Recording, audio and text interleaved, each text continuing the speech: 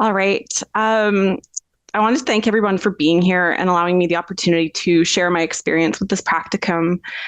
Before I begin, I would like to acknowledge that I'm presenting from the traditional unceded territory of the Hul'qumi'num speaking people, and more specifically in the Cowichan Nation.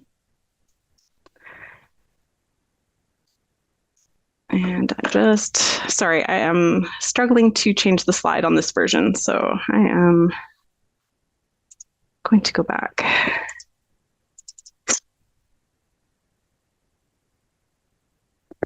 Sorry, you guys, I haven't used PowerPoint in so long. How do I slide share? I'm used to using Canva or Google Slides.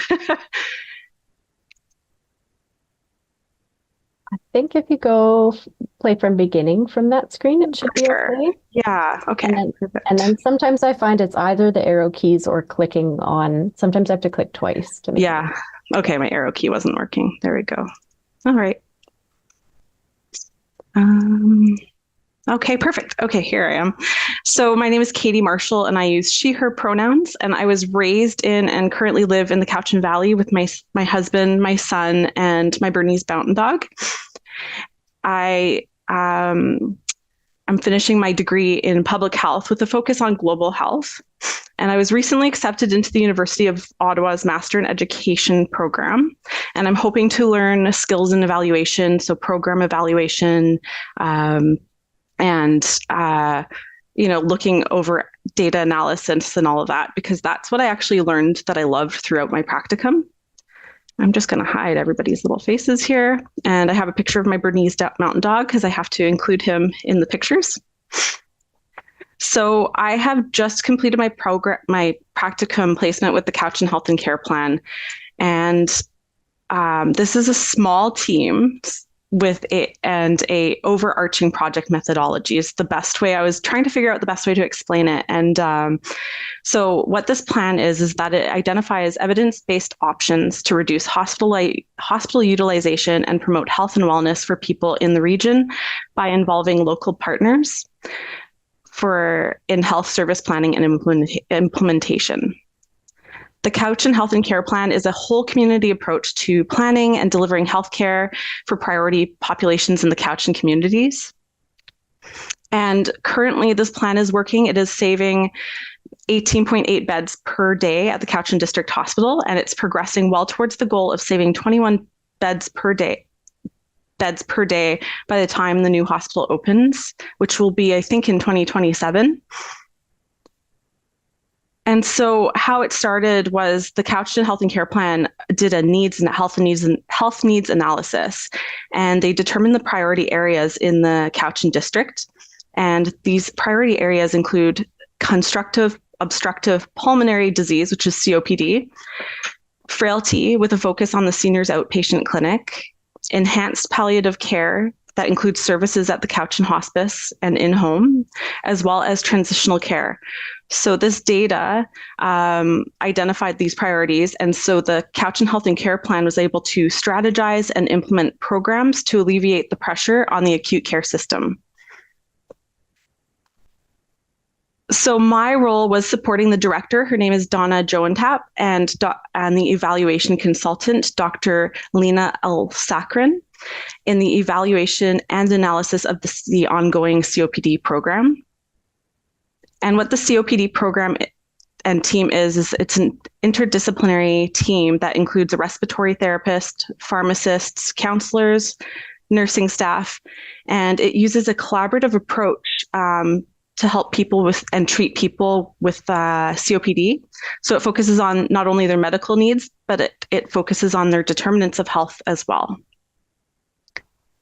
And what I did was I observed weekly huddles, which provided me insight to their workload and how they problem solved. Because in 2018, there was data collected at Island Health that indicated that COPD is affecting 90.2 people out of 1,000 individuals, which is higher than the rest of the island. So for reference, the Island Health region COPD numbers are typically 52.5, so it's almost double the rate of COPD. And what my job was was focused on was collecting evaluations from current COPD clients. I created spreadsheets and I tracked their demographics, as well as I learned how to analyze and compare data from over the last year. And midway through the practicum, we decided to shift gears and have me focus on a sample size of completed evaluations. So pre and post evaluations. The sample size was 29. We aimed for 30, but we had only 29 that I could complete. And I created this demographic spreadsheet, which allowed us to understand better how many, like the percentages of people that were frail, that had comorbidities like CHF. The two evaluations that I worked on included understanding COPD and St. George's respiratory. So one was for the client's understanding of their COPD, and the other one was what their symptoms were like. And I compared pre and post scores so the clients could, so that we could have a gauge of whether or not they understood and were their symptoms staying the same, or were they worsening, or were they getting better. And I created data tools in Excel. Once the data was collected, I was able to identify p-values, confidence intervals, and specific averages for the specific questions. I also learned how to do descriptive tables. So this wasn't in my wheelhouse before. And so the two values that guided me through my practice included, so these are the public health and social policy values: community-based approaches to research and knowledge development. I put a quote here: gaining a general idea even before an assessment of the community's strengths and challenges that it faces. So what I did prior to evaluating COPD clients is I wanted to understand that what the community was and who I was working with. So in understanding COPD clients, I was able to approach evaluation with flexibility and care. For example, like if I noticed they were too tired on the call or they were having a hard day, I would say, oh, you know what, we can complete this another time, or I would do half of the evaluation and find a better time and day to work with the clients. I also selected interprofessional and multidisciplinary approaches to practice and research. And I selected this because I do believe the COPD team, with its interprofessional, that they demonstrated interprofessional practice. So interprofessional care is essentially ethical. Its espoused motivation is that it promotes the well-being of the patient or beneficients, which is to do well by the patient. I do believe that the COPD team uses a holistic approach. They focus on social determinants of health. I witnessed it in the huddles. They create an action plan. They ensure the client is taken care of with their medications, as well as they provide education to these clients so that they can treat and manage their symptoms at home.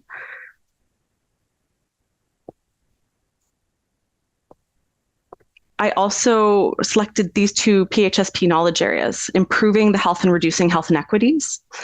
Because the COPD team provides education not only in home, but in the clinic, they made it accessible. They provide ongoing support for the clients and an action plan, as well as they use a holistic approach by incorporating counseling, because anxiety and depression are big symptoms of COPD. And the second knowledge area I provided was life course and social determinants of health. I truly believe that the social determinants of health factor into the COPD team's principles. It is a team that provides accessible medical treatment and education. And so for calls to action with truth and reconciliation, the one I identified in the practicum was number 19. And so this call to action that I'm bringing forward is number 19, and it calls for establishing measurable goals to identify the gaps in health between Indigenous and non-Indigenous peoples. The focus being on health indicators such as infant mortality, mental health, maternal health, suicide rates, life expectancy.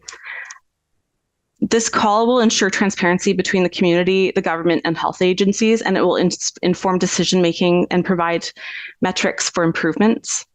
I'm cognizant of the work that I do with Island Health, and I know that anti-racism and cultural safety and humility must lead all of the work that I do, not only within the practicum, but all of the work that I do within the communities. And the commitment I'm making to verify, or the commitment I am making for carrying this forward, is to verify any work I do in the future is inclusive of Indigenous perspectives. And I want to ensure that it is also trauma-informed and culturally safe. So the practicum provided me with an opportunity to work for and with change makers in the community. They provided me amazing insight about evidence-based practice and decision-making and how they use data to inform how their programs are planned, implemented, and sustained. It was a place that allowed me the opportunity to work outside my typical scope of work, and I got to learn to analyze data and understand implications in the bigger picture. So what surprised me was how much I enjoyed chatting with members of the community. I've been in the background for several years now, and I didn't realize how much I missed hearing people's stories and their lives and perspectives. I also really enjoyed the detective work that came with learning about data analysis and scoring the evaluations. And I am most proud of the perseverance. Balancing my work with the practicum throughout the semester was sometimes challenging, but I was able to persevere. And the highlight of my experience at UVic in this program specifically was meeting the students who are very inclusive and kind. It gives me so much hope for the future. And I took comfort throughout the past few years of seeing their points of view and perspectives in the discussion boards. And I just wanted to end this by saying thank you. I'd like to thank Donna Joentap. She's the director of the Couch and Health and Care Plan. Her guidance was, she was a source of calm for me throughout the practicum, as well as Dr. Lena L. Sakrin, who is a wealth of knowledge in research and in data analysis. And the amount I learned from her was immeasurable.